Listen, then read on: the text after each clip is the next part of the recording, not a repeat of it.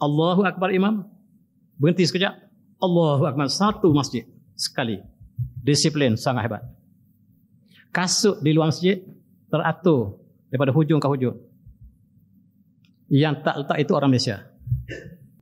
Itu disiplin mereka yang dibina sejak zaman Imam Bukhari. Imam harus diikuti. Imam ialah yang terbaik dalam kita. Imam ialah yang paling baik bacaannya dengan kita. Yang paling baik akhlaknya. Harus dipatuhi. Demikianlah pemimpin Islam yang dipilih sepanjang zaman. Pemimpin dipilih, bukan kita yang mencadangkan diri kita. Orang yang mencadang dirinya untuk memimpin, by right, dia tidak layak untuk jadi pemimpin. Pemimpin Islam dilantik imam kita.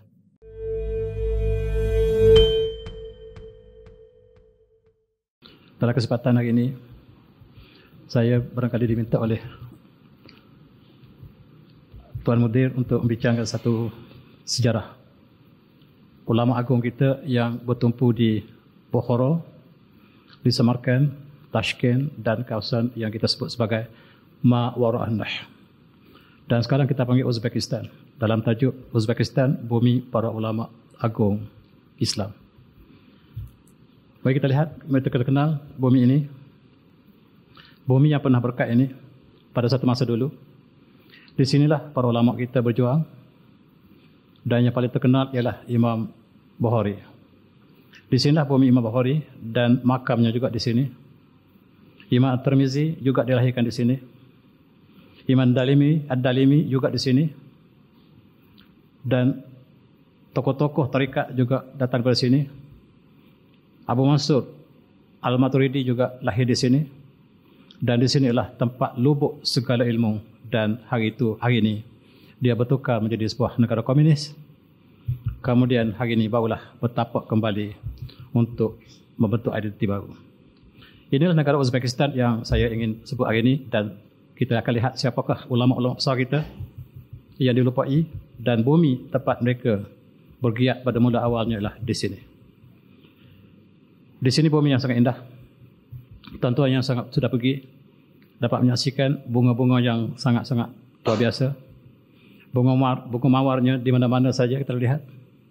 Bunga tulip dan bumi yang sangat indah. Itulah Uzbekistan yang dapat saya saksikan. Bumi Imam Bukhari. Dan ini dalam sejarah Islam disebut sebagai Ma Wara'an Nahr. Di dalam kitab-kitab Islam kita sebut di sinilah Ma Wara'an Nahr. Dan di sini kita sekarang yang telah bertukar kerajaan demi kerajaan, yang sekarang telah menjadi satu masa menjadi kerajaan komunis. Satu masa di sinilah tempat perkembangan ilmu yang sangat pesat. Satu masa di sinilah tempat komunis bertapak. Dan seluruh kitab-kitab kita dibakar. Ulama kita dibunuh. Masjid diruntuhkan. Dan itulah nasib Bukhara yang kita ingin sebut hari ini sebagai Amir Tibar. Sebuah bumi yang subur dengan ilmu satu masa, tetapi sekiranya umatnya tidak melakukan apa yang dilakukan oleh orang terdahulu, barangkali mereka lupakan perjuangan, maka mereka ditakluk dan mereka dimusnahkan oleh musuh. Saya ingin berkongsi satu kisah yang menarik. Kisah ini kisah yang dicatatkan dalam kitab sirah kita, dalam kitab sejarah. Pembukaan kawasan negara yang kita sebut sebagai Ma Wara'an Nahr, yaitu kawasan Samarkand sekarang, Bukhara, Tashkent dan kawasan yang seumpama sekawasannya, dibuka oleh Panglima Islam yang terkenal, Qutaibah. Qutaibah Muslim telah membuka pada tahun ketika pemerintahan Khalifah Umar bin Aziz. Dan umat Islam memanggil membuka sebab menukarkan zaman gelap kepada zaman kecerahan. Berbeza dengan penaklukan bersebagaimana Inggeris menakluk negara kita, dia menukar cahaya kepada kegelapan. Oleh sebab itu kita tidak boleh katakan penaklukan Istanbul, penaklukan Konstantinopel. Kita katakan pembukaan Konstantinopel. Umat Islam tidak menggunakan penaklukan, tetapi pembukaan. Dan apabila Qutaibah Muslim telah tenteranya masuk ke Samarkand, dan pada masa satu pagi tentera Islam sangat kuat, dan satu pagi saja kota Samarkand telah jatuh, dan pada sebelum matahari terbit pada esoknya bandar Samarkand telah jatuh ke tangan Islam. Begitu mudah. Dan Datuk Bandar Samarkand ialah seorang Kristian. Dia bertemu dengan Qutaibah, Panglima Islam. Wahai Qutaibah, kamu menyerang kami ketika kami tidur. Kamu menyerang kami ketika kami tidur. Dan sekiranya kami diserang ketika kami sedar, belum pasti kamu dapat mengalahkan kami dengan mudah. Dan saya ingin membuat report ataupun buat laporan kepada Khalifah anda, iaitu Khalifah Umar bin Aziz yang sangat adil. Datuk Bandar menghantarkan wakil untuk berjumpa dengan Khalifah kita di Kufah. Dan dibuat addisyam. Dan kemudian dibuat laporan bahawa Panglima anda bernama Qutaibah Muslim telah masuk ke negara kami, Samarkand namanya, dan telah mengalahkan kami tanpa ada akhlak Islam. Maka Khalifah melantik hakim negara, Qadi, untuk membicarakan ketua panglimanya yang lawan dengan Datuk Bandar Kristian. Maka di sini, tuan-tuan boleh baca di sini, terlalu kecil agaknya untuk kita sama baca.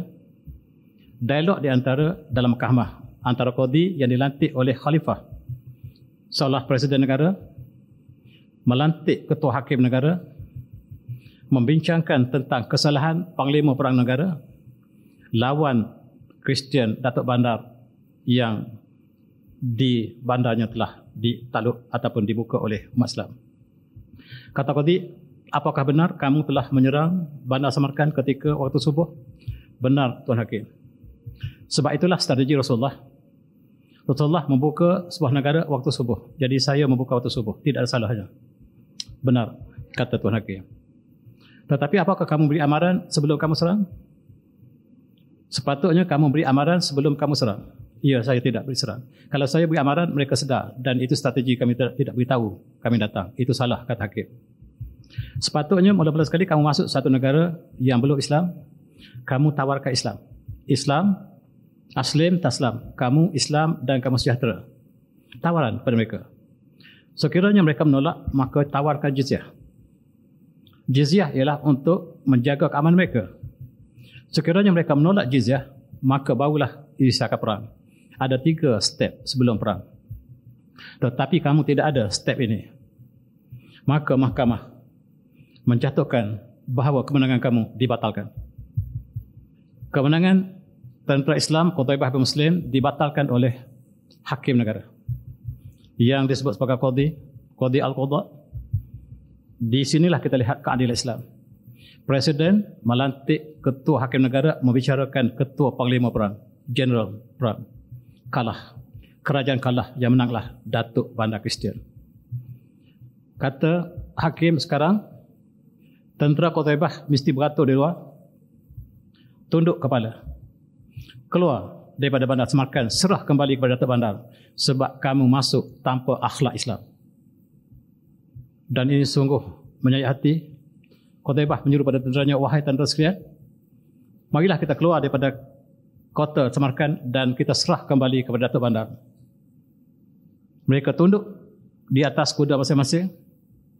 Maafkan kami tersalah dalam akhlak Islamiah.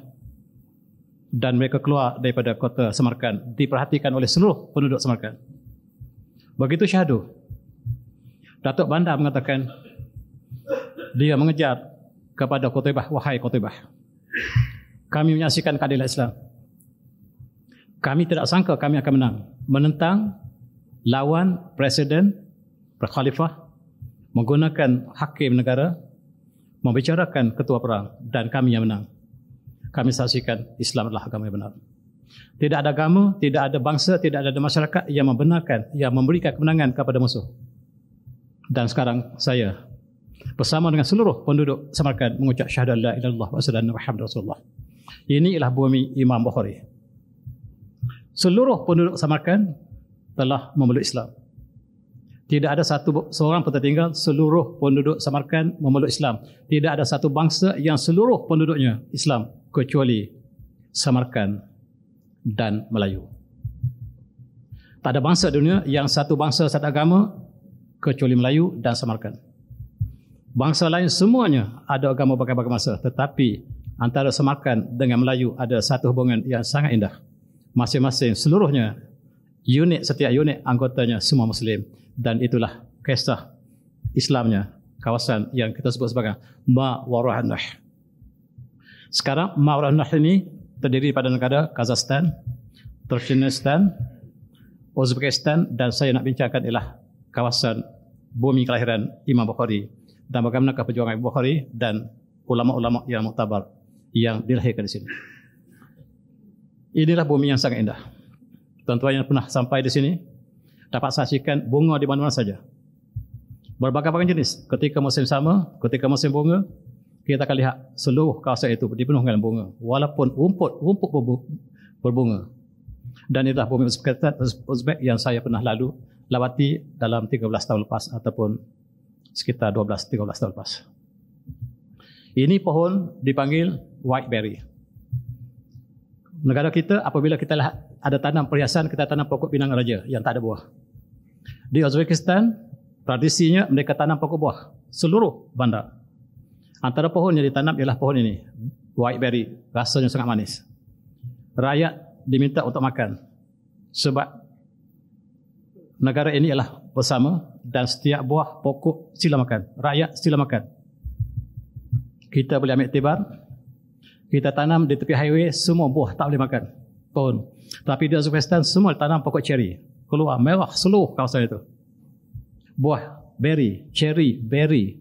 Berry ada banyak jenis. Whiteberry ini, redberry, blueberry, blackberry, berbagai-bagai buah yang dapat disaksikan yang barangkali tidak ada negara kita.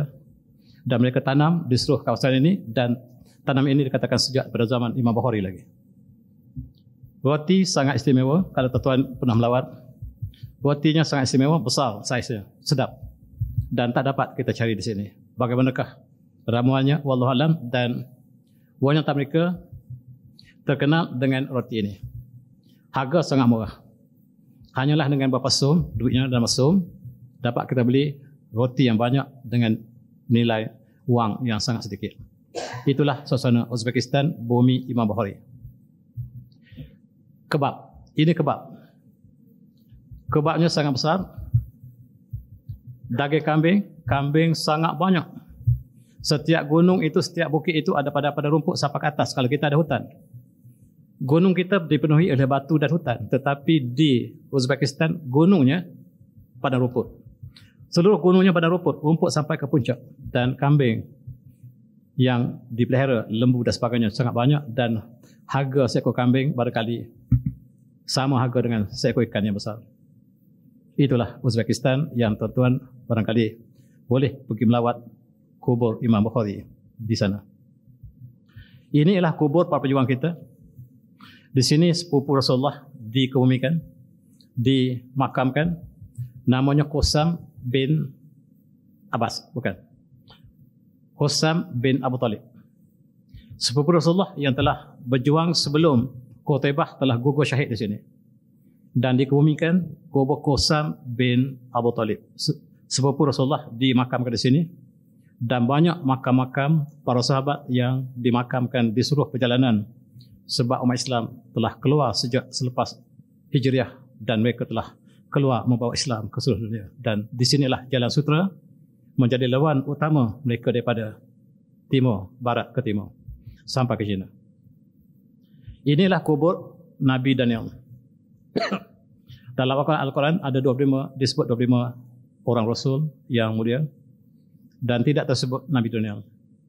Nabi Daniel kuburnya dikatakan berada di sini. Dan ada kubur, ada perigi yang disebut sebagai perigi Nabi Daniel. Nabi Daniel ini diutuskan barangkali kepada orang Uzbekistan, barangkali diutuskan kepada Ma'warah Nahr. Sebab dalam kisah ahli kitab mereka mengatakan Nabi Daniel ini dibunuh oleh kaumnya tetapi tidak Allah selamatkan. Nabi Daniel diletakkan dalam stadium dengan beberapa ekor singa yang lapar. Dan mereka mengharapkan singa akan mengoyak badan Nabi Daniel. Tetapi Allah selamatkan. Singa bersujud di kaki Nabi Daniel. Itulah kisah yang dicatatkan dalam sirah. Dan kuburnya terdapat di Uzbekistan. Panjang saiznya. Tuan-tuan, inilah kubur Nabi Daniel. Yang kalau ada kesempatan tuan-tuan boleh melawat. Apakah tepat di sini? Tidak. Wallahualam. Tetapi itulah yang dipercayai. Yang kedua, Alexander the Great ialah seorang panglima perang, bukan Islam, dialah agama Kristian, datang daripada Macedonia, menakluki seluruh kawasan dalam perjalanannya, termasuklah Turki, termasuklah kawasan Turki sekarang. Iran ditawan oleh Alexander the Great dan dia masuk ke Ma'arah Nah dan sampai ke sepadan China. Itulah kawasan yang ditakluk oleh Iskandar the Great. Dia masih muda ketika itu dan dia memilih putrinya ialah isterinya orang Uzbek. Dia memilih orang Uzbek dan mengikut Alexander the Great, wanita tercantik dunia adalah orang Uzbekistan, orang Bukhara, orang Samarkand. Dan isteri Alexander the Great ialah Roxana namanya, orang Samarkand. Kalaulah orang Chechen mengatakan bahawa wanita tercantik dunia adalah orang Chechen, keturunan Nabi Nuh AS, sebagaimana kita bincang 60 hari lepas. Orang Uzbekistan, orang Ma'arah, orang Samarkand mengatakan wanita lelaki yang paling handsome di dunia adalah orang Samarkand. Itulah yang saya ingin sebut dalam kisah Samarkand. Ketika saya melawat kedutaan kita, kedutaan Malaysia di Tashkent, duta kita memberitahu bahawa bagaimanakah cara hidup orang Uzbekistan, orang Samarkand. Orangnya sangat-sangat cantik. Dia kata, nasib baik saya sudah tua sekarang, kata duta kita. Dan saya tengok tukang sapunya lebih cantik daripada ratu cantik kita di Malaysia. Tukang sapu di luar. Itulah Uzbekistan yang menjadi bumi Imam Bukhari. Tuan-tuan, duitnya sangat rendah. Ini duit som. Dan duitnya sangat rendah. Inilah bekas negara komunis, sangat-sangat menderita. Sampai sekarang mereka ialah di antara negara miskin di kawasan Asia Tengah. Hidup mereka selepas Imam Bukhari, negara mereka diserang oleh Mongolia, kemudian diperintah oleh komunis. Islam hampir tidak dapat kita lihat lagi. Budaya mereka seperti Eropah, ini ialah contoh bagaimanakah hidup mereka. Mereka berkahwin mereka berkahwin dengan cara biasa, iaitu dengan cara daftar kepada kerajaan, bukan cara Islam. Itulah negara Bukhara yang telah jauh daripada kebenaran sekarang. Sebahagian mereka kahwin dengan kerajaan, kemudian kahwin balik dengan qadhi secara Islam. Ada dua perkahwinan. Tetapi sebahagian mereka terus kahwin dengan cara kerajaan dan mereka hidup bukan sebagai suami isteri Islam. Tuan-tuan semati, architecture di Uzbekistan sangat luar biasa. Inilah yang ditiru, antaranya yang ditiru di masjid kita, masjid besi kita di Putrajaya, ditiru daripada masjid di sini. Inilah di antara arkitektur kita menggambarkan bagaimanakah umat Islam satu masa dulu mempunyai tamadun yang sangat hebat. Bukan saja ilmu taras, tetapi ilmu yang dikaitkan dengan arkitektur, dikaitkan dengan astronomi, dikaitkan dengan ilmu-ilmu fizik dan sebagainya. Di sinilah bumi ilmu pertama dikembangkan di dunia. Ilmu astronomi di sinilah tempat berkembangnya. Dan di sinilah ada bala cerap yang banyak. Sebelum dipindahkan ke Eropah dan orang Eropah pelajari daripada umat Islam. Newton, Kepler, Copernicus, semuanya belajar daripada buku-buku yang tulis oleh umat Islam, ditulis daripada Samarkand. Samarkand adalah bumi ilmu. Tuan-tuan seperti ini sebahagian arkitektur yang masih kita dapat saksikan dengan terpelihara. Walaupun bangunan ini telah pernah dirobohkan ketika zaman Tatar, diroboh sekali lagi ketika zaman komunis Soviet Union, sebab Uzbekistan berada di bawah Soviet Union satu masa dulu. Dan masjid kita diruntuh.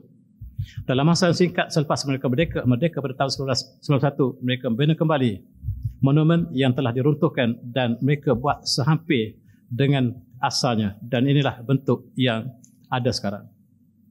Warna biru ini sangat istimewa. Kita sebut dalam bahasa Inggeris turquoise. Maksudnya toks itu ialah Turki. Kosh mana biru. Biru Turki yang istimewa. Turquoise dalam bahasa Inggeris itu maksudnya biru Turki. Sebab biru ini tidak ada tempat lain.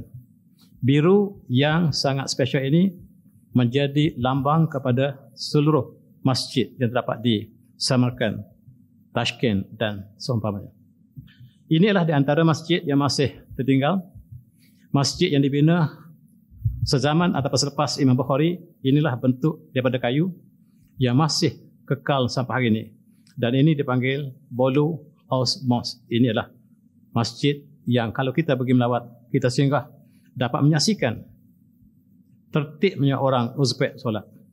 Tuan-tuan, bila mereka bersolat, imam akad terbih, makmum sekali, akad terbih sekali, tak ada yang tersilap, tak ada yang satu, tak ada yang lewat, ada yang sekali.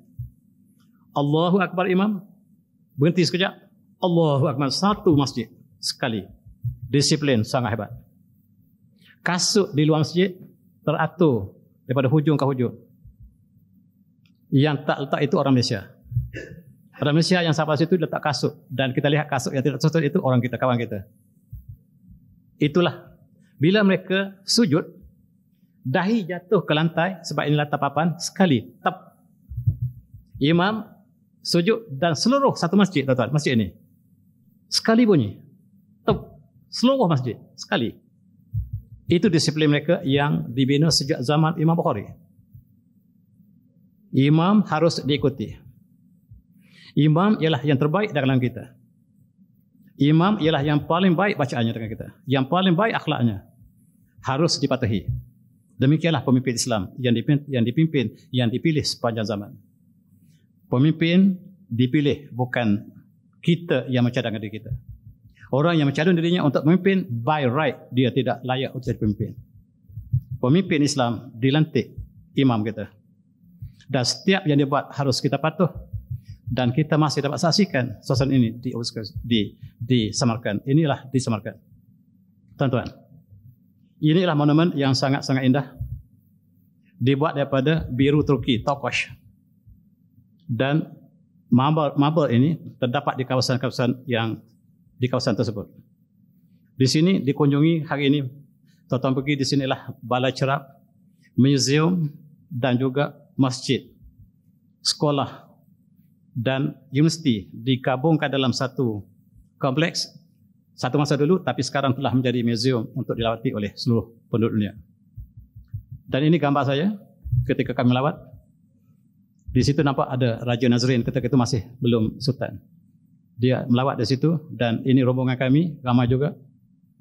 Sebab kami ada conference, ada seminar, dan kami dijemput untuk memberikan seminar kepada orang Tashkent, orang Bukhara dan orang Samarkand. Dan itulah yang kami alami. Mula-mula sekali kita kenal ulama besar mereka, ialah pelupur kepada Ahli Sunnah wal Jamaah, iaitu Abu Mansur Al-Maturidi. Dan dialah yang mengembangkan Ahli Sunnah wal Jamaah bersama dengan Imam Abu Hanifah. Dan dia dilahirkan di Maturidi. Maturidi ini kampung dia, dan dia adalah Abu Mansur Maturidi yang menulis kitab-kitab yang mengasaskan pahaman ataupun aliran Ahli Sunnah wal Jamaah. Kemudian dia dibantu ataupun dia menggunakan dengan Imam Abu Hanifah. Kalau kita nak katakan muassisi madrasah Maturidiyah imaman, dua orang imam, iaitu ialah Abu Hanifah An-Nu'man dan juga Abu Mansur At-Tirmidzi, ialah pengasas kepada Ahli Sunnah wal Jamaah. Dan dia lahir di sini. Inilah makamnya yang dikunjungi sekarang. Abu Mansur At-Tirmidzi, iaitu yang menjadi ikutan kita di Malaysia juga. Kita bersama dengan Abu Musa Asy'ari, Abu Syari yang digabungkan dengan Maturidiyah yang dilahirkan dalam konsep kitab Abu Rahim yang kita baca di masjid, itu ialah daripada gabungan antara Maturidi dengan Asy'ariyah. Itulah tuan-tuan betapa pentingnya kawasan ini yang sekarang satu masa dijadikan sebagai bumi komunis. Kita lihat di sini ialah bumi, setiap inci bumi ialah bumi para ulama yang telah berlalu. Pada tahun 2020 lepas, ketika kita melawan COVID, di sini ada persidangan besar, persidangan untuk memperjelaskan kepada dunia sekarang, apakah sebenarnya aliran yang benar hari ini. Sebab kita telah dibawa oleh banyak aliran, dan mereka seluruh ulama kita berkumpul di sana di Samarkand untuk membincangkan dalam konteks untuk mengerti Imam Agung kita, iaitu Imam Abu Mansur Al-Maturidi. Dan ini dilakukan pada 3 bulan 3 pada tahun 2020. Sebelum itu diadakan satu konferensi yang besar dunia Diadakan di Grozny, iaitu di Chechen, di Rusia. Sekarang seminar yang besar bukan lagi negara Arab, tetapi di Rusia, ataupun di Uzbekistan, ataupun di Tashkent, ataupun di kawasan Bukhara dan sebagainya. Inilah perkembangan yang barangkali kita tidak dapat melihat perkembangan ini di negara kita. Ini kubur Abu Mansur Al-Maturidi yang dikunjungi oleh para ahli seminar, termasuklah Mufti Mesir dan juga tokoh-tokoh ulama dunia mengambil kesempatan untuk melawat kubur tokoh agung umat Islam ini. Dan Presiden Turki ketika itu juga melawat bersama dengan menteri luarnya, mengambil peluang untuk melawat kubur Imam Bukhari, kubur Imam Abu Mansur Al-Maturidi dan Imam-Imam As-Samarqandi yang terdapat di kawasan yang sangat banyak ulama-ulama yang dimakamkan di situ ataupun di luarnya. Mari kita lihat sejarah Imam Bukhari. Kita melawat kampung Imam Bukhari, namanya Bukhara. Dan Imam Bukhari daripada Bukhara mengembara untuk mengumpul hadis-hadis yang sahih. Dan apabila dia belajar di Bukhara, tidak ada lagi guru yang dia boleh lebih alim daripadanya. Dia lebih alim daripada gurunya sendiri. Sehingga gurunya mencadangkan supaya dia mengembara ke seluruh dunia. Dan apabila sampai di Nasabur, dia bertemu dengan gurunya yang menjadi guru utamanya, yaitu Abdullah Ruwahah. Disitulah dia dicadangkan oleh gurunya untuk mengumpul seluruh hadis Rasulullah. Dan dengan berkat apa yang dicadangkan oleh gurunya, Abdullah Ruwahah, dan dialah kemudiannya mulakan perjalanannya ke Baghdad, ke Kufah, ke Damsyik, kemudian Baitul Maqdis, kemudian ke Iskandariah ataupun disebut sebagai itulah Pustat, kembali ke Madinah, ke Mekah, patah balik ke Basrah, dan selama 16 tahun Imam Bukhari mengembara dan mencatatkan hadis-hadis yang sahih. Dia mengumpulkan cukup banyak hadis dan dia mengembara dan dia mengumpulkan dalam hadis sahih Jami' Bukhari. Dia mengatakan, katabtu an alfin wa samanin nafsan laysa fihim illa usabil hadis. Guru saya seramai 1080 orang. Tuan-tuan, guru Imam Bukhari. Katabtu an alfin wa samanin nafsan. 1080 orang yang saya ambil hadis daripada mereka, yang saya pelajari hadis daripada mereka. 1080 guru. Guru kita berapa tuan? Barangkali 15. Barangkali 20 guru kita. Tetapi guru Imam Bukhari 1080 orang. Dan dia mengatakan bahawa di antara gurunya yang paling dia catatkan ialah Imam Ahmad bin Hanbal. Imam Ahmad bin Hanbal, Ishaq bin Rawahah, saya sebut Abdullah tadi salah. Ishaq bin Rawahah lah yang mencadangkan dia mengumpulkan hadis. Selain itu Ahmad bin Saleh Misri, wa Abu Naim Fadl bin Dakin, itulah di antara guru-guru besar kepada Imam Bukhari. Dan Imam Bukhari telah meninggalkan koleksi yang banyak yang kita koleksi sampai hari ini. Kitab hadis yang paling sahih selepas Al-Quran, itulah Imam Bukhari. Ini Sahih Bukhari yang menjadi rujukan selepas Al-Quran. Inilah kitab yang paling sahih di atas muka bumi. Al-Quran adalah wahyu ilahi, dan inilah hadis Rasulullah yang dikumpulkan dan disyarahkan dengan oleh banyak ulama dunia. Sayang kalau kita tidak mempelajarinya. Antaranya Fathul Bari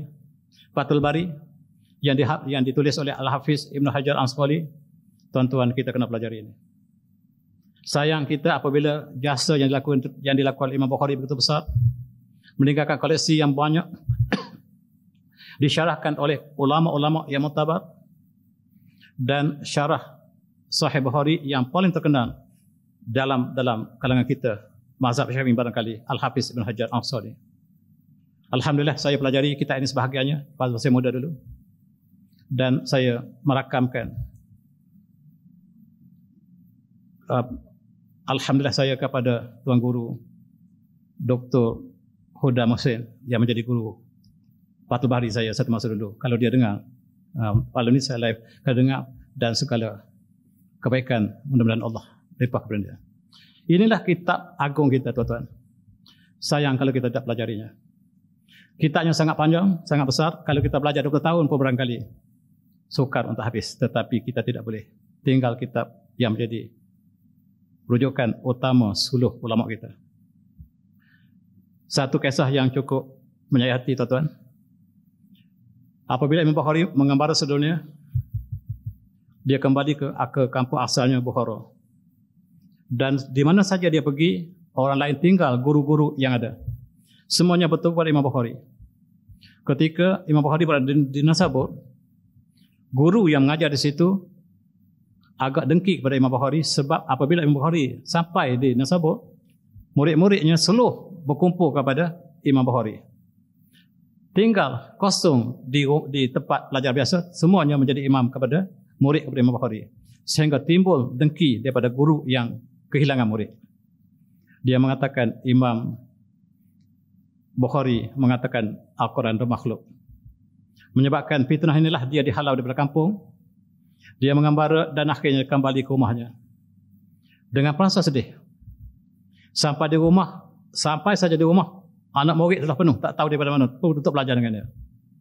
Dan gubernur kawasan Bukhara ketika itu namanya Khalid bin Ahmad Ad-Dahli. Dia mengatakan, saya ingin menjemput tuan guru Imam Bukhari untuk mengajar di istana saya. Dan apa jawab Imam Bukhari? Dia kata, beritahu khalifah, beritahu presiden itu, qala lahu innani la adzal ilm wa la ahmalu illa bab as-salatin fa in kanat lahu hajatun ila syai'in falyahdurni fi masjidi au fi dari. Ini perkataan Imam Bukhari. Beritahu presiden tersebut yang bernama Khalid bin Ahdali ataupun gubernur yang memerintah di Bukhara. Beritahu dia, saya tidak akan melemah, tidak akan menghina ilmu. Saya tidak akan bawa ilmu untuk ke istana. Kalau istana ingin belajar, datang ke rumah saya. Ilmu tidak boleh mendatangi, ilmu mesti didatangi, kata Imam Bukhari. Sekiranya tuan ingin belajar dengan saya, datang ke rumah saya. Datang ke masjid saya. Saya tidak mungkin bawa ilmu ini ke istana tuan. Dan saya tidak menyembunyikan ilmu. Tetapi tuan nak belajar, datang ke sini. Maka dia dihukum halau daripada rumah, daripada kampung. Dia dihalau daripada Bukhara oleh pemerintah Bukhara sebab dia ingkar kepada arahan yang keluar daripada autoriti. Dengan sedih, dia keluar daripada Bukhara. Tadi dia dihalau daripada Naisabur. Sekarang sampai di kampungnya dihalau oleh pemerintah dan dia telah keluar menuju ke Samarkand. Tengah jalan sebagaimana disebutkan dalam riwayat ini, maka aqama Abdullah indana ajman pamarida asyhadu bi al-mar. Dia keluar daripada kampungnya dan berhenti tengah jalan menuju ke Samarkand. Dan dia sakit. Dan kami datang untuk membawanya ke Samarkand. Orang Samarkand akan terima Imam Bukhari. Walaupun dia dihalau oleh pemerintah Bukhara sendiri. Dia sakit tengah jalan dan meminta catatan bagi orang yang menulis kisah ini. Dia kata, saya pergi angkat Imam Bukhari dan cuba bawa ke atas kenderaan kami supaya dibawa ke Samarkand. Tetapi Imam Bukhari hanya dapat berjalan 20 langkah saja. Hanya 20 langkah ke depan dia berjalan dan dia kata, cukup, saya tak boleh pergi lagi. Hasil ini faqat dhaif tu, saya tak boleh pergi lagi. Dan pada bid'awatan semataja faqadha rahimallah. Dan dia kata, saya tak boleh pergi lagi, dudukkan saya. Dia berdoa, tidur, dan Allah mengambil ruhnya. Dan malaikat mengambil ruhnya. Dia kembali kepada Allah ketika itu. Hanya selepas berdoa, tidur kembali dan dia telah menemui Allah SWT. Maka ketika dia meninggal dunia, dicatatkan di sini, di dahinya keluar peluh yang sangat banyak. Bukan saja di dahinya, tetapi seluruh badannya. Sehingga lebar peluh itu telah membasahi bajunya. Membasahi baju orang, pakaian orang yang bersamanya. Ini disebut oleh yang mencatatkan murid Imam Bukhari yang mencatatkan peristiwa tersebut. Sebelum kematian atau meninggalnya, Dia mengatakan angkafuni fi sati abwab abyad, dan bukukan saya, balutkan saya dengan 3 helai putih. Laisaha qamis, tidak ada baju saya, wala imamah, tidak ada serban, dan kami lakukan itu. Imam Bukhari pesan jangan pakai serban ketika dalam kapal. 3 helai pakaian. Jangan ada imamah. Saya lihat ada negara kita, mereka pasangkan serban sebelum dikapankan. Wallahu alam. Imam Bukhari pesan jangan. Baju memang tidak ada. Dan kematian ini berlaku pada 1 bulan Syawal pada tahun 256 Hijriah. Tuan-tuan yang hormati, kuburnya dibawa ke satu tempat. Sekarang dibuat bangunan yang hebat ini. Inilah makam Imam Bukhari. Asalnya makam Imam Bukhari tidak diketahui di mana letaknya. Sehinggalah pada tahun 50-an, Presiden Indonesia Soekarno dijemput oleh Presiden Rusia untuk sampaikan satu mesej ke Moskow. Dan kita tahu bahawa ketika itu Moskow ialah komunis. Presiden Soekarno dituduh komunis. Sekiranya dia pergi ke Moskow, confirm dia komunis. Jadi dia mengelak untuk pergi ke Moskow. Dia mengatakan, saya boleh pergi Moskow sekiranya saya dapat melawat kubur Imam Bukhari. Presiden Rusia ketika itu tidak pernah dengar Imam Bukhari. Tetapi dia inginkan Soekarno sampai ke Moskow. Dia isytiharkan cari di manakah kubur Imam Bukhari. Pertama kali orang dengar Imam Bukhari. Dan akhirnya ditemui di kawasan yang terbiar. Di kawasan Kebun Kapas. Di sini Kebun Kapas, lembah. Dan ada tempat tinggi sedikit yang ketika itu Kebun Kapas sebab Rusia pengeluar kapas yang besar dunia ketika itu. Maka ditemui kubur Imam Bukhari. Dan selepas ditemui, maka dibina bangunan tersebut dan mereka memberikan kredit kepada Presiden Soekarno sebab Presiden Soekarno menyebabkan kubur Imam Bukhari ditemui kembali. Ini kisah yang berlaku satu masa dulu. Dan tuan-tuan, ini kubur Imam Bukhari. Selalunya tidak dibenarkan orang biasa untuk masukinya sebab kita kena turun ke bawah. Tanahnya telah ditambahkan tanah lain dan kubur Imam Bukhari di bawah. Termasuk turun tangga untuk sampai ke kubur yang asal. Inilah kubur Imam Bukhari dijaga oleh pewarisnya dan diberikan kebenaran kepada mereka yang tertentu. Inilah di antara ahli hadis ulama besar Suria yang pernah melawat kubur Imam Bukhari. Saya juga alhamdulillah dapat melawat satu masa dulu dengan kawan, dan inilah kubur Imam Bukhari. Ulama yang telah pergi, kitabnya masih dibaca, dikaji, dan sampai akhir kiamat. Dan itulah jasa ulama yang besar, Imam Bukhari. Tuan-tuan, kita lihat anak murid Imam Bukhari antaranya ialah Imam Muslim. Guru yang besar melahirkan pelajar yang hebat. Abi Zur'ah ialah murid kepada Imam Bukhari. Ar-Razi, At-Tirmizi, Ibnu Khuzaimah ialah semua ahli hadis yang sangat besar. Imam Bukhari mencatatkan seperti berikut. Ditanya kenapakah dia mengumpulkan hadis sahih ini. Dia kata, kuntu indi ishaq bi rawahah.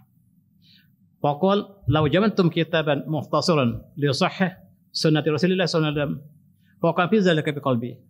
Faqastu fi al-Jami' as-Sahih. Guru saya Ishaq bin Rawahah, kata Imam Bukhari, mencadang pada saya, alangkah baik sekiranya anda, wahai Bukhari, namanya Muhammad bin Ismail, kalau anda dapat mengumpulkan seluruh hadis sahih Rasulullah, sebab sekarang kita tidak ada satu koleksi hadis yang benar-benar sahih, dan sekalian kamu dapat mengumpulkan, maka itulah harapan saya. Maka kata Imam Bukhari, apabila saya mendengar perkataan guru saya, maka saya berazam untuk melakukannya dan saya melakukan pengembaraan ke seluruh dunia. Mari kita lihat tuan-tuan. Murid yang paling terkenal Imam Bukhari ialah Imam Muslim. Imam Muslim anak murid kepada Imam Bukhari. Imam Bukhari anak murid kepada Imam Ahmad. Imam Ahmad anak murid kepada Imam Syafi'i. Imam Syafi'i anak murid kepada Imam Malik. Imam Malik anak murid kepada Imam Nafi'. Imam Nafi' anak murid kepada Imam Al-Raj. Imam Al-Raj anak murid kepada Abu Hurairah. Abu Hurairah ialah murid kepada Rasulullah SAW. Maka lengkaplah sanad. Dan sampai hari ini Sahih Imam Bukhari dan Sahih Imam Muslim menjadi koleksi yang terkuat di seluruh di antara hadis-hadis yang dikumpul dalam kitab lain dan kita panggil muttafaqun alaih. Tuan-tuan yang semati. Kita lihat contoh ulama yang kedua yang saya ingin sebut pada tuan yang lahirkan di bumi ini. Di bumi komunis ini. Ialah Imam Abu Lais As-Samarqandi. Kalau kita belajar tasawuf, kita tak akan terlepas kita ini, Tanbih al-Ghafilin. Siapa belajar tasawuf, dia tak akan terlepas kita ini, Tanbih al-Ghafilin. Sama ada dalam kitab yang utama yang asal ditulis oleh Imam Abu Lais As-Samarqandi ataupun ditulis oleh orang lain dengan tajuk yang sama. Dalam bahasa Melayu ditulis kembali oleh Tuan Tabal, Tuan Haji Abdul Somad, ulama besar Kelantan, yang menulis kembali Tanbih al-Ghafilin direngkaskan dalam bahasa Melayu, bukan bahasa Arab. Dan dia mengambil daripada kitab yang asal dengan tajuk yang sama, Tanbih al-Ghafilin. Dan banyak kitab-kitab dengan nama Tanbih al-Ghafilin tetapi asalnya daripada Abu Lais As-Samarqandi. Dan di situ juga Imam Darimi, ahli hadis yang besar, ulama yang lahir di sini, ialah Imam Ad-Darimi yang meninggal dunia pada tahun 2025 dan dia adalah sahibus sunan Ad-Darimi. Dan Ad-Darimi ialah satu koleksi hadis yang terkenal. Rupa-rupanya semua ahli hadis daripada bumi Rusia. Semua ahli hadis kita hanya sedikit daripada keluar daripada kawasan ini.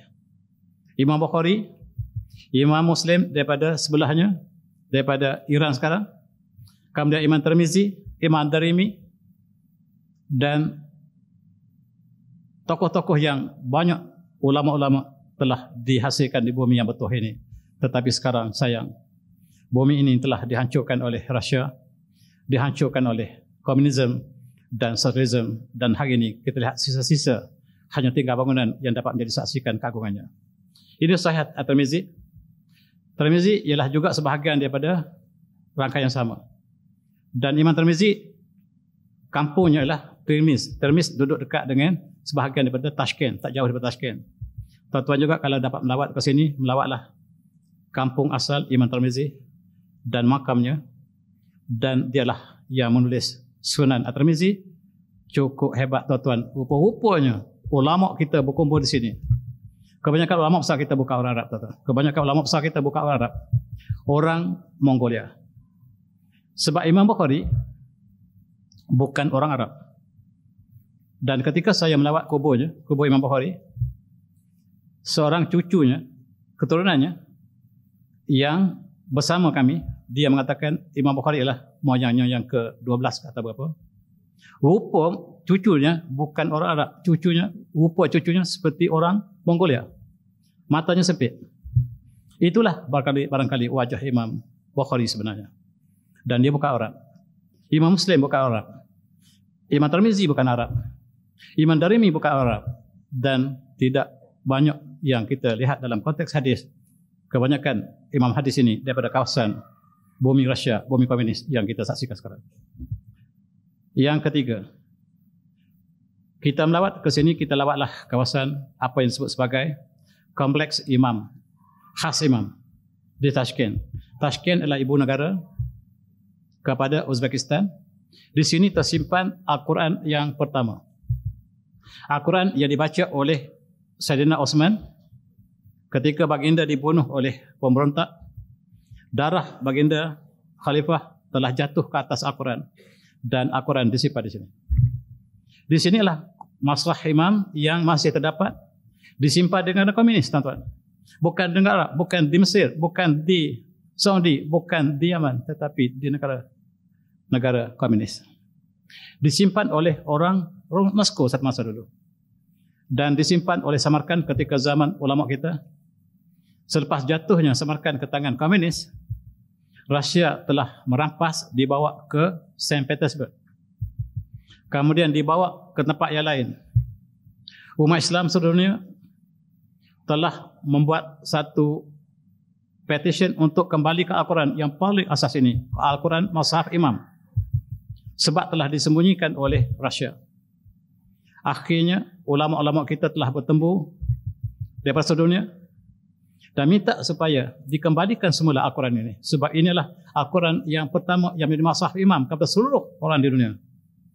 Akhirnya Rusia tunduk dan dia kata kami hantarkan kembali ke tempat asalnya. Dengan penuh syahdu umat Islam beratur di sepanjang jalan kereta api ketika Al-Quran ini dibawa daripada kawasan yang jauh dibawa ke Samarkand. Ribuan kilometer umat Islam berdiri di sepanjang jalan. Begitu maksud mushaf imam yang sangat-sangat agung ini. Dan dalam Al-Quran ini, dalam bahasa ini terdapat darah imam Khalifah Utsman bin Affan. Dan disimpan apabila dibawa ke Samarkand. Masjid Samarkand tidak mempunyai tempat yang dibimbangi takut hilang. Kemudian dipindah ke Tashkent. Dibina satu bangunan yang besar. Tersimpan di sini. Tuan-tuan kalau pergi ke sana, melawatlah mushaf imam. Mushaf Al-Quran yang utama yang disimpan negara Rusia, negara berkomunis. Bagaimanakah Al-Quran ini daripada tangan Sayyidina Utsman boleh sampai ke sini? Kisahnya panjang. Dibawa oleh Sayyidina Ali kemudiannya ke Kufah. Selepas Sayyidina Ali dibunuh, dibawa oleh murid-muridnya ke Basrah. Daripada Basrah dibawa ke Samarkand. Daripada Samarkand disimpan ratusan tahun di Samarkand, sehinggalah jatuhnya Samarkand ke tangan komunis, dibawa oleh komunis, dibawa ke Saint Petersburg. Kemudian daripada Saint Petersburg dibawa ke Moskow tak silap saya, dan bandar-bandar lain. Akhirnya dikembalikan ke Samarkand. Oleh kerana Samarkand tidak mempunyai tempat yang sesuai untuk disimpan khazanah yang agung ini, maka dibina kawasan yang sangat istimewa ini di Tashkent dan tersimpan di sini. Tuan-tuan yang ingin melawat haruslah buat sedikit hubungan dengan kajian mereka ataupun dengan kurator daripada museum ini, supaya apabila kita pergi kita dapat melihat mushaf imam yang teragung ini, tuan-tuan. Itulah yang dapat saya sebutkan, bumi Uzbekistan, bumi yang penuh dengan artifak dan sejarah Islam yang agung. Yang ketiga, keempat, kalau tuan-tuan yang terlibat dengan Sufism ataupun dengan tarikat, maka Bukhara ialah bumi Naqshbandiyah. Imam mereka yang pertama ialah Syekh Muhammad Baharuddin Naqshbandi. Dia dilahirkan di Bukhara, di bumi Imam Bukhari. Tuan-tuan juga boleh melawat tempat kawasannya disebut sebagai Kos Al-Arifin. Orang Malaysia sentiasa pergi ke sana, sentiasa orang Malaysia paling ramai dengan Indonesia. Ketika saya sampai di sana, orang Malaysia dan Indonesia lah paling ramai barangkali yang melawat kubur kawasan perkampungan yang disebutkan kompleks Kos Arifin yang menandakan permulaan kepada tarikat Naqshbandi. Tuan-tuan, ketika pertamaan permulaan pada tarikat Naqshbandi cukup mudah. Motonya tangan bekerja, mulut berzikir. Zikir ialah zikir yang muktabar, zikir-zikir yang ma'thurat. Dan itulah yang pertama. Setiap kumpulan ini berzikir, mulut tangan bekerja. Tidak dibuat dicuaikan pekerjaan. Pekerjaan dibuat dengan setiap hari, tetapi mulut berzikir. Itu adalah Naqshbandi yang asal. Kemudian tuan-tuan kita lihat di sini, ini ialah tempat kegiatan mereka, disebut sebagai Kos Al-Arifin. Menjadi tumpuan yang sangat ramai sekarang. Khurafat juga dilakukan di sini, tuan-tuan. Khurafat juga banyak dilakukan di sini.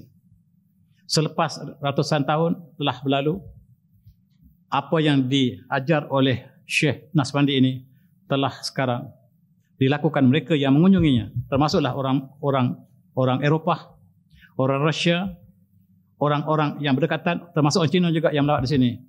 Kadang-kadang mereka melakukan khurafat yang saya perhatikan. Mereka termasuk tawaf kubur Naqshbandi. Ini kuburnya.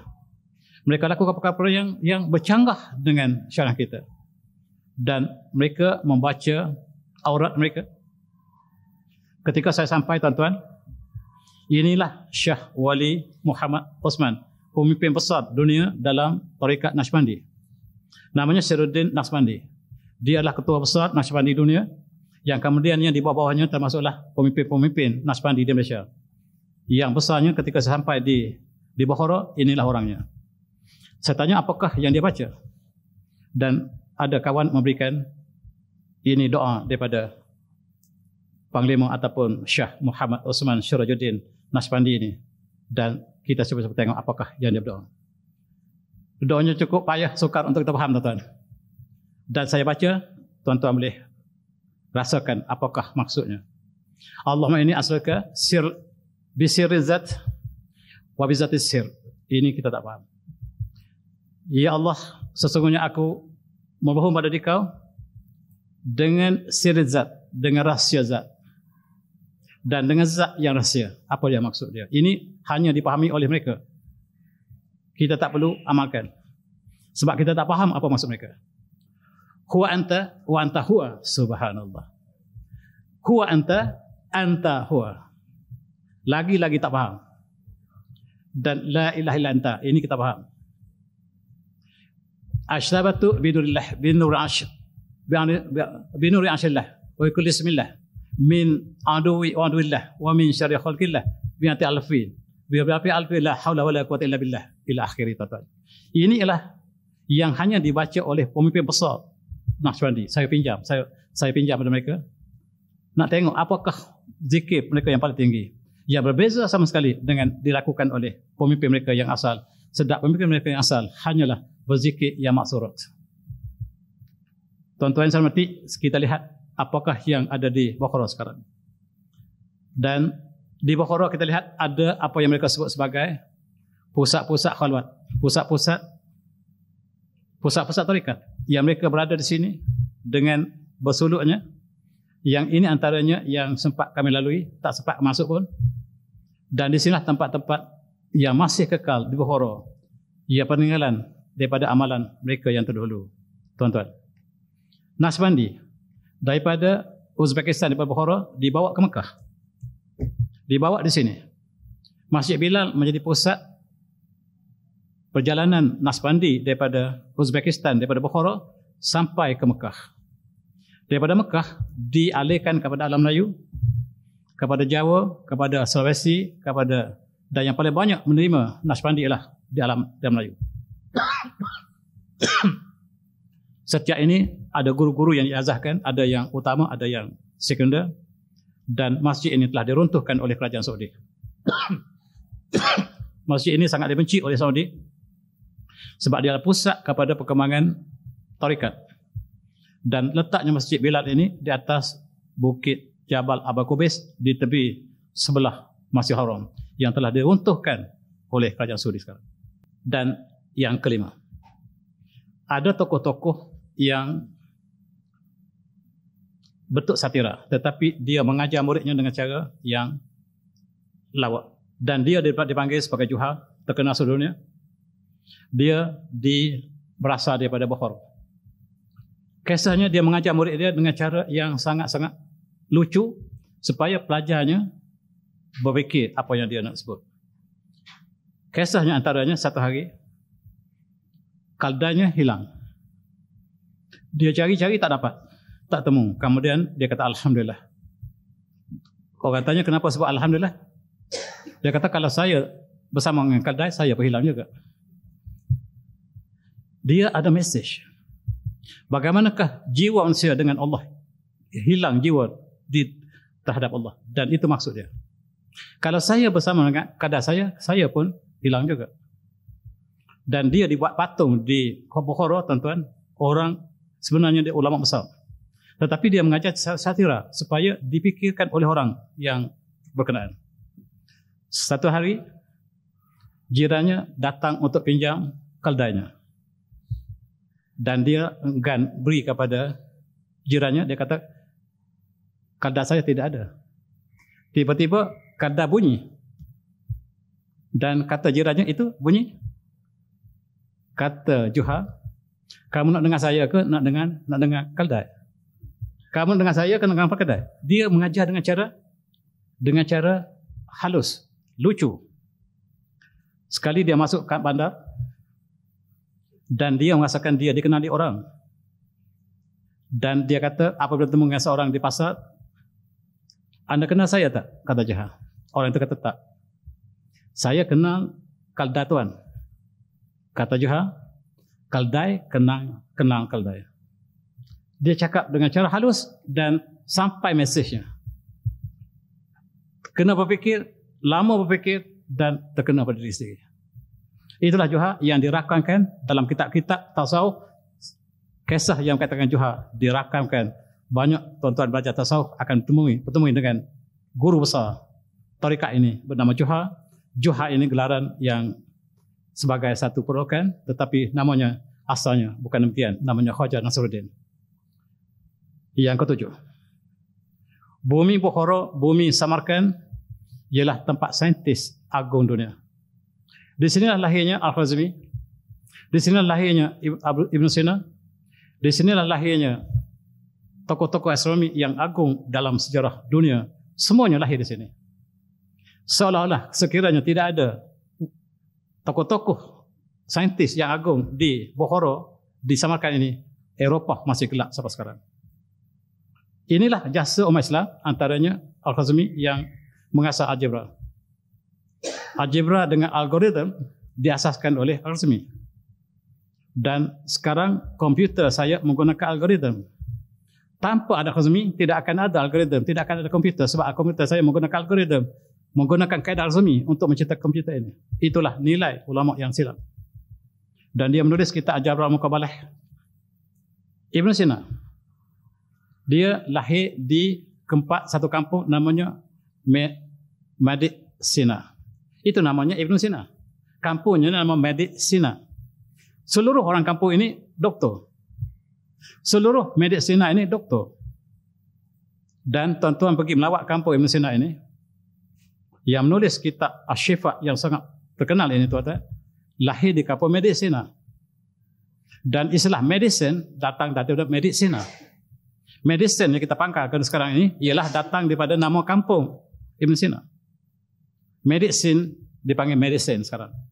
Medicine maksudnya ilmu perubatan, ilmu yang asal daripada kampung medicine. Maksudnya.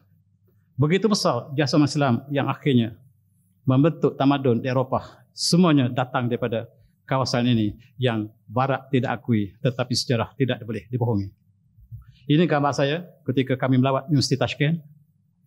Kami ada hubungan MOU dan supaya sejarah ini dikekalkan, sebahagiannya saya tulis dalam buku saya yang lepas. Barangkali tuan-tuan telah baca bukunya. Dan nasib umat Islam sangat malang. Kemudiannya kita diserang oleh Mongolia. Tamadun yang kita bina di Samarkand, di Bukhara telah jatuh, hancur dan dimusnahkan. Tentera Mongolia datang menghancurkan umat Islam di Bukhara. Dan Bukhara adalah tempat pertama yang dihancurkan sepenuhnya. Di Bukhara ada satu bangunan yang sangat tinggi sama sekarang dipanggil Kalian.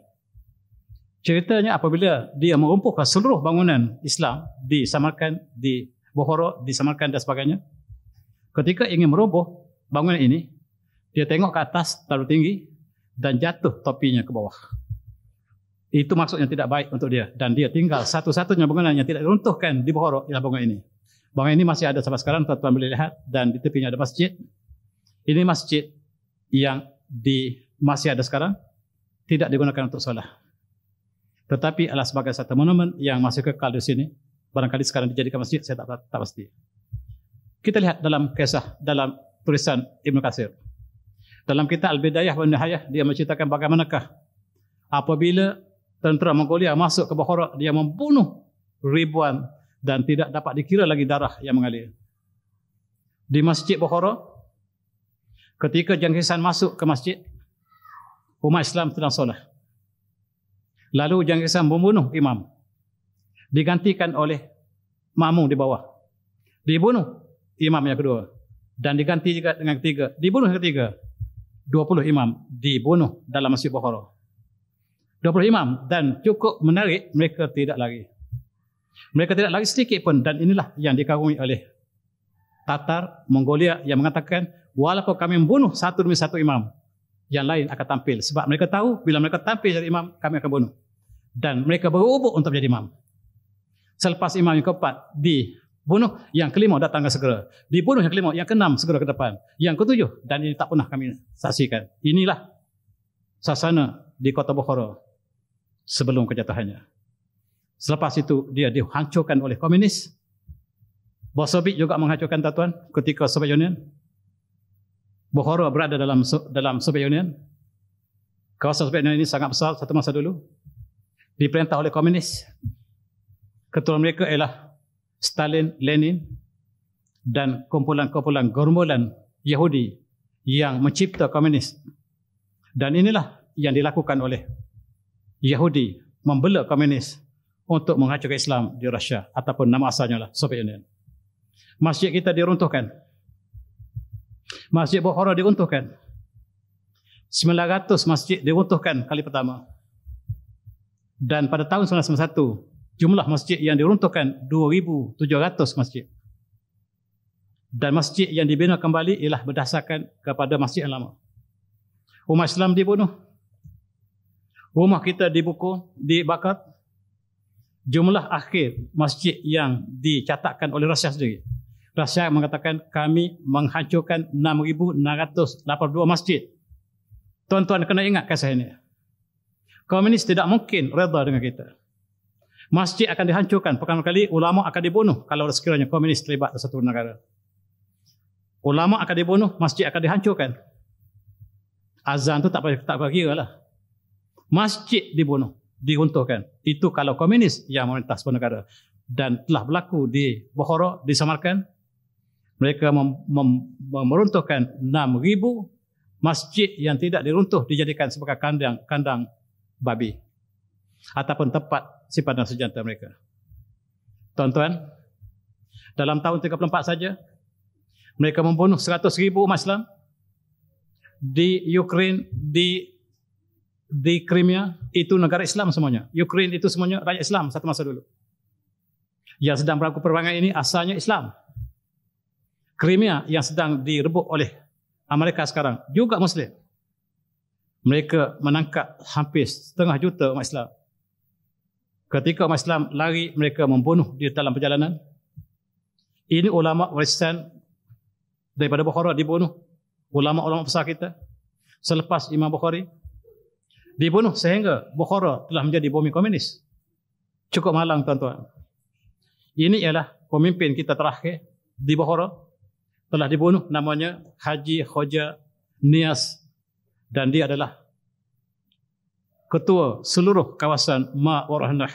Telah dibunuh sebagai pemimpin terakhir.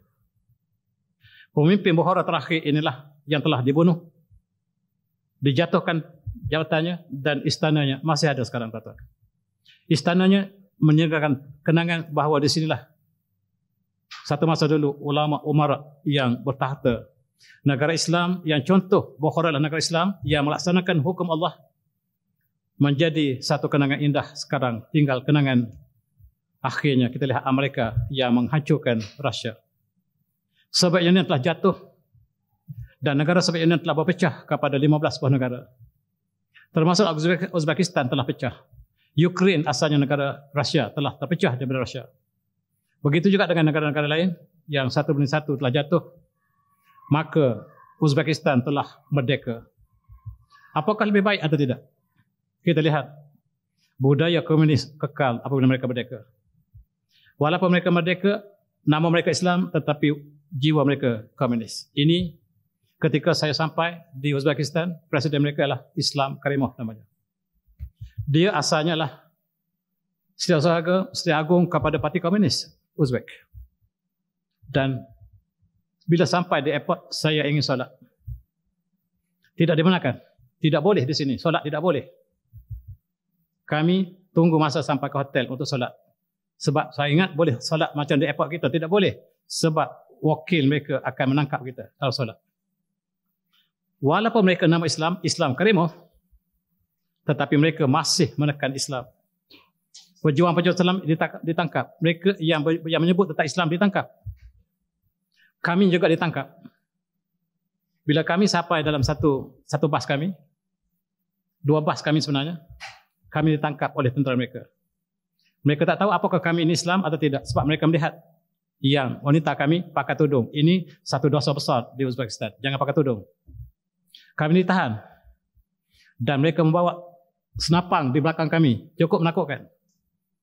Apabila ceritanya kami adalah wakil Malaysia untuk datang melawat negara mereka, akhirnya mereka lepas kami. Jutakan bahawa Islam sangat-sangat sensitif di sana. Jangan sebut Islam di Uzbekistan. Kalau tuan pergi sampai sekarang pun. Sebab mereka pernah di bawah sistem komunis. Walaupun mereka telah merdeka dan mereka merintah, sistem mereka hampir sama. Solat sangat sukar untuk kita lihat orang solat. Kecuali orang tua yang kembali ke masjid selepas merdekanya Uzbekistan. Pemuda-pemuda yang berjuang untuk Islam ditangkap seperti ini. Orang Islam, pemimpin Islam menangkap Islam. Satu perkara yang cukup malang dalam sejarah awal. Ini baru 10 tahun lepas, 12 tahun lepas. Ketika saya sampai itu, mereka menangkap pejuang-pejuang Islam. Walaupun mereka bukanlah pejuang yang sebenarnya, tapi mereka bercakap tentang Islam. Mereka ditangkap seperti itu, tuan-tuan. Ditangkap oleh Karimov. Islam Karimov namanya. Dan dia diganti oleh, ini gambarnya di tengah-tengah Tashkent. Patungnya dibuat sekarang sebagai sama seperti Lenin, sama seperti Stalin yang juga menjadikan patung sebagai identiti mereka di tengah-tengah kota mereka. Dan inilah syakat Maizi Yoyev yang menggantikan Islam Karimov. Saya tak pasti apakah sebab dia dilantik pada tahun yang 2016, saya tidak sempat melihat apakah dasarnya. Kita berharap lebih baik daripada yang asal. Kita harap dibenarkan umat Islam disolat di airport, di tempat-tempat yang tertentu dan tinggallah kesan Islam yang indah. Tetapi penghayatannya sudah tidak ada. Itulah Uzbekistan. Cukup malang. Walaupun demikian, mereka ingin menaikkan kembali nama Imam Bukhari dan mereka sekarang sedang membina sebuah kompleks Imam Bukhari. Ini kompleks Imam Bukhari yang baru dibina. Tujuanlah sebagai pusat research Imam Bukhari. Walaupun mereka tidak solat, mereka ingin menaikkan nama Imam Bukhari, alhamdulillah.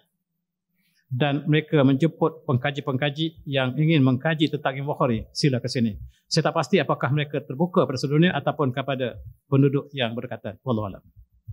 Imam Bukhari menjadi identiti dalam pelancongan Uzbekistan.